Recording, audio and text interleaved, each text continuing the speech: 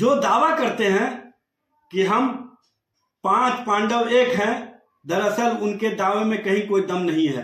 दावा जो कर रहे हैं वो कहीं ना कहीं एक दूसरे के प्रति शाह और मात के खेल में लगे हुए हैं, और एक दूसरे के शाह और मात के खेल में एक दूसरे को कहीं ना कहीं इस्तेमाल करो और एक दूसरे को साधने का प्रयास करो, ये इनकी नीति है।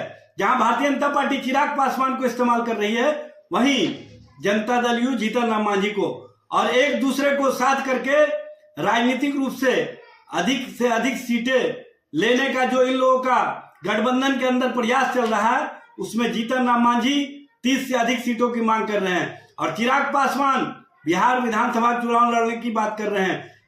इससे स्पष्ट होता है कि नीतीश कुमार जी के नेतृत्व को फिर से भारतीय जनता पार्टी कहीं ना कहीं चिराग पासवान को आगे रख करके साधना चाहती है, और इस तरह की राजनीति जो भारतीय जनता पार्टी करती रही है अपने अलायंस पार्टनर के साथ, वो स्पष्ट रूप से देखिए, विपक्ष को कोई काम नहीं है और कोई उसके पास मुद्दा नहीं।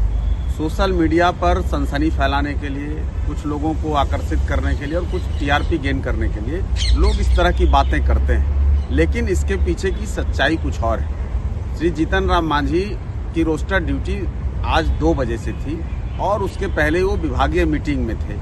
चूंकि ये कार्यक्रम कोई ऑर्गेनाइज कार्यक्रम नहीं था, कुछ सांसद जो उत्साहित थे बिहार को जो बजट में जिस तरह से मखाना बोर्ड बनाने की बात हुई और भी बहुत कुछ जो बिहार को जिस संदर्भ में बजट के संदर्भ में जो बातें थी, तो उसको लेकर के प्रधानमंत्री जी को लोगों ने उनका अभिनंदन किया और स्वागत किया।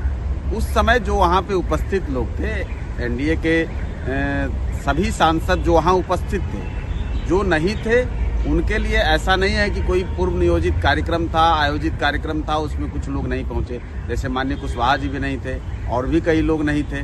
तो किसी का नहीं होना, उसको मुद्दा बनाना ठीक है। जीतन राम मांझी के नाम पर लोग राजनीति में अपनी टीआरपी बनाते हैं, उनको शुभकामनाएं है, लेकिन एनडीए पूरी तरह से इंटैक्ट है और जीतन राम मांझी एनडीए के सच्चे और कह लीजिए कि मजबूत एलाइज के तौर पे हैं। जीतन राम मांझी का प्रधानमंत्री कितना सम्मान करते हैं, मुख्यमंत्री का कितना सम्मान करते हैं, इसका सर्टिफिकेट हमको किसी से नहीं लेना है। इसका सर्टिफिकेट समय समय पर प्रधानमंत्री और मुख्यमंत्री खुद देते हैं। तो जीतन राम मांझी जी के नाम पर जिनको राजनीति करनी है, जिनको अपनी टीआरपी बनानी है, वो बनाएं, लेकिन एनडीए पूरी तरह से इंटैक्ट है और बिहार में 5 पांडव की तरह हम सब काम कर रहे हैं। आने वाले समय में उसका जो भय है, उस भय से विपक्ष अपने आप को कहाँ क्या करना है, कहाँ क्या कहना है, उसका फैसला नहीं कर पा रहा है। तो भाई किसी छोटी बात को भी लेकर के वो दिन भर अब इस पर राजनीति करें, उनको शुभकामनाएं। लोग कुछ देख लेंगे, कुछ उनकी टीआरपी बढ़ जाएगी, कुछ उसके चेहरे को जान जाएंगे।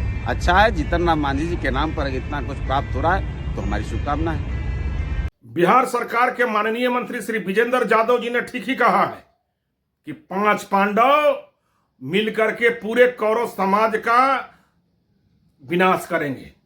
जो कौरव मतलब समाज में विध्वंसक प्रवृत्ति के लोग हैं, जो विपक्ष आज कौरव की भूमिका में है, उनका ये 5 पांडव मिलकर के विनाश करेंगे और बिहार को विजय पताका फहरा करके विकास के आयाम और इतिहास लिखेंगे। आज माननीय मुख्यमंत्री नीतीश कुमार जी के लिए सारे विपक्ष लात टपका रहे हैं और माननीय मुख्यमंत्री जी उनको कनैठी दे करके उतार रहे हैं अपने नाव से। उसका कारण है कि ये सारे भ्रष्टाचारी हैं, ये सारे अत्याचारी हैं, सारे ये माफिया लोग हैं और कहीं ना कहीं बिहार को गर्दिश में पहुंचाने वाले लोग हैं।